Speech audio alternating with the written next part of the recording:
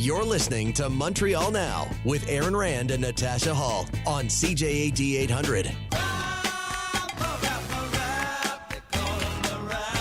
That is James Mennie. He's over at the Montreal Gazette. Jim, I just want to check before we get into it. I mentioned that I'm off coffee for the last 3 days. Are you a coffee guy? Absolutely. Okay. So you're feeling for him. Why are you doing that now? I have to. I don't want to get into this, but it's some kind of baking soda protocol to try to get my taste back after COVID. So I promised my girlfriend. Really? Well, listen. If it's for a good cause, yeah. That's the only reason I do it. if nothing else, you'll just fall asleep and you won't be tasting anything at all. So. Thank you, Jim. There's all right, that. there is that. Yeah. Basically, Val told him to do it, Jim, and so he's. Okay. You mean Dr. Val? Yeah, Dr. Val.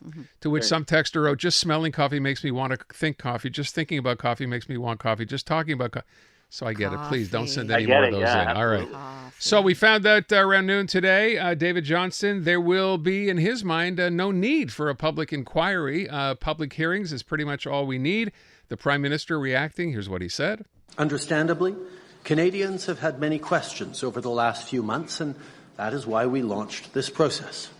The former Governor-General has reviewed thousands of pages of classified and unclassified documents. While preparing his report, Mr. Johnston was given complete access to any relevant records and documents from across government. The work has led him to conclude that, and I quote, "The elections of 2019 and 2021 were well protected by sophisticated mechanisms, and there is no basis to lack confidence in their results." Okay, that's what he had to say, Jim. What do you think based on what you heard David Johnston say? Two things I want to get straight right off the bat. I've just had an epiphany listening to that clip. Did you notice that our Prime Minister always sounds like a tour guide? Oh, it's the worst. It's the worst. Okay, so let's get into it. We have to be very careful with what we say, especially with words. And I heard Jason say this in the newscast, that there's no need for a public inquiry. Very specifically, that's not what he said at all. In fact, his report makes it clear you cannot hold a public inquiry because, how can I put it, the nuts and bolts of this are classified. So we can go through the whole exercise, we have a public inquiry, but that can't be public. And this, you're asking that question, that can't be public. So he says it would create expectations that simply cannot be met because despite the fact that someone at CSIS appears to have a hotline direct into the Globe and Mail newsroom, which as far as I'm concerned is a story in and of itself, okay?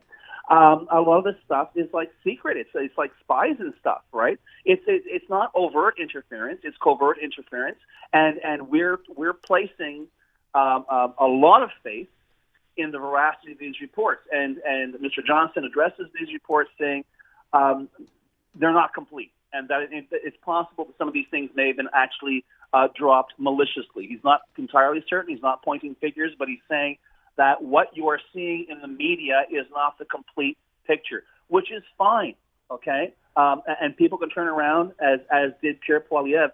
I don't think you guys are on Pierre Poilievre's email list, are you? I'm on his Twitter feed. Oh, you're on his Twitter feed. Yeah. Okay. So I know I was lucky enough to get an email at 8:38 this morning. Oh, lucky you! From that nice Mr. Poilievre. Basically saying he was going to be holding a press conference at 1 o'clock. And remember, it's still at 8 o'clock in the morning. I'm going to have a press conference on Justin Trudeau's cover-up of Beijing's interference. Johnston hasn't even opened his mouth yet, okay? And this is the template of what we're going to be working with. And, of course, he had his press conference. He wants Johnston to step out of the way. But what I like is the official statement from the leader of the opposition, M. Poilievre, which is headlined, "Trudeau's fake rapporteur continues interference cover-up." So basically, we know what the debate is going to be. We know what the issues are going to be.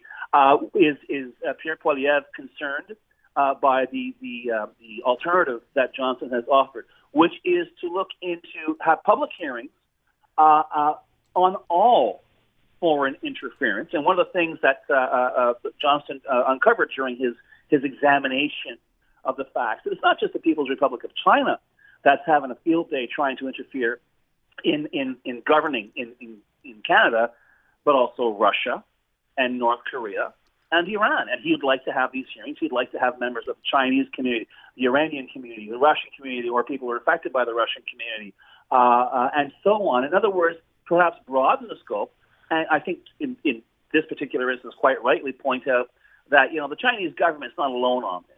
And there are bot farms being, going into overdrive in some of these countries, directly targeting what's going on here. So essentially, and I notice now that M. Poilievre is going to have another press conference tomorrow morning. I guess he's looking at all the other headlines before he says the same thing over and over and over again. But yeah, there is an issue here. Would a public inquiry have been better? Of course it would. You could subpoena witnesses. You could ask for evidence. But as he points out, and we either have a Secret Service or we don't. So this is what we have to try and understand. Right now, we are basing all of this reaction on a series of reports that are sourced to anonymous. Who we're told this is someone within CSIS. We have to take the media's word for this. And this is what the issue is. Saying, well, I can't go into that, even though previous examinations, whether it was 2019 or 2021, there was no indication that there may have been attempts at interference, but they weren't successful. But like I say, all that detail stuff, all that kind of factoid stuff, nobody cares. The narrative is going to be, and when I love this, because when I see the words fake and cover up, this is going to be going all the way through. And you know that Pierre Poilievre has refused to get security clearance, because if he did, there are things he wouldn't be able to talk about, and he wants to be able to talk about everything. Okay, and apparently, but this, I don't know if he'll take this with him as prime minister. And I don't know what that says to our not only our own security situation, but how our allies will perceive our security situation, because we're obviously not alone in the world. But yeah, this is where we are. I kind of, as you'll recall, Aaron, last Friday, I kind of ranted about this, and it's unfolding, sadly, as predictably as I said.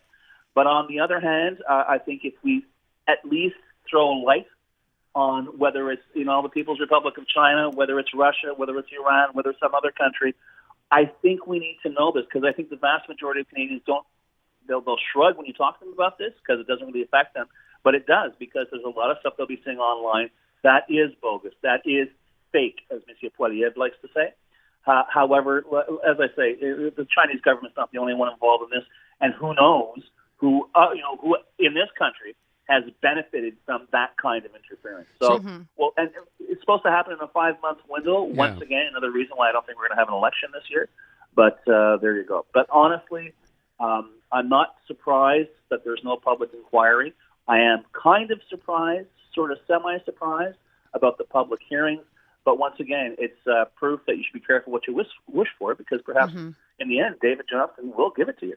By the way, just to point out what you said about his comment on media that carry these stories, right? He's not discrediting the media. He's saying that perhaps their reports aren't, contextually accurate based on what he's found out over and above what they found out.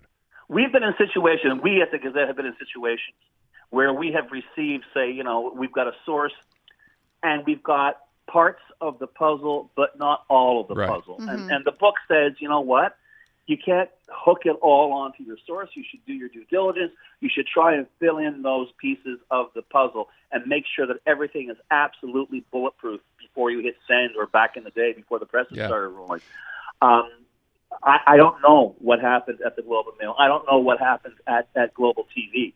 What I do know is that this story is continuing to twirl around, but it's interesting, the additional information from what if this singular or multiple sources doesn't seem to have been updated in, a month and a half?